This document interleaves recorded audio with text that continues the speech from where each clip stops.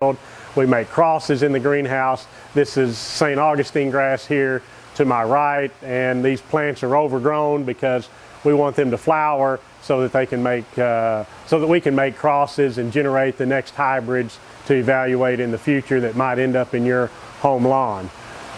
One of the products that we've recently released is Citra Blue St. Augustine grass, a new commercial release from the University of Florida that has lots of desirable traits to help increase the environmental sustainability of the turf industry across Florida. Citra Blue was first germinated in 2006, and at that time I was actually not in charge of the St. Augustine breeding program at the University of Florida. That was transferred to me in 2008, and so personally I've been evaluating it since 2008, and we've officially released it from the university in 2018 and then commercialized it in 2019. And that length of time is pretty typical for a plant breeding program.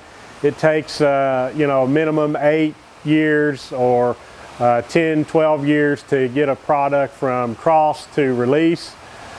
And particularly with a perennial species like turfgrass, we want homeowners to keep this grass in place for 30, 40, 50 years, so it needs multiple years of evaluation, and the university needs to be confident in that product that it's going to put forward out to industry, so they require us to have multiple years of evaluation. You want it to be able to observe it under lots of different environmental conditions, rainfall patterns, temperature patterns, diseases, insect outbreaks, so that you can be confident you're bringing something to industry that will be of value and enhance the industry.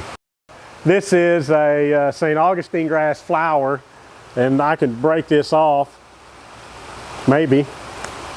And so this is a what we call a branched raceme. It looks a lot like what you might think of as a spike, and the little flowers are actually, we call them florets. It doesn't produce an attractive flower, but nonetheless this is the flower of St. Augustine grass, and it produces stigmas and anthers.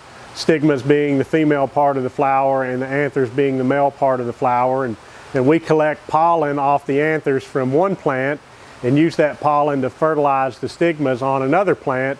So we're forcing or hand pollinating these grasses to create new hybrids that can be utilized for future evaluation.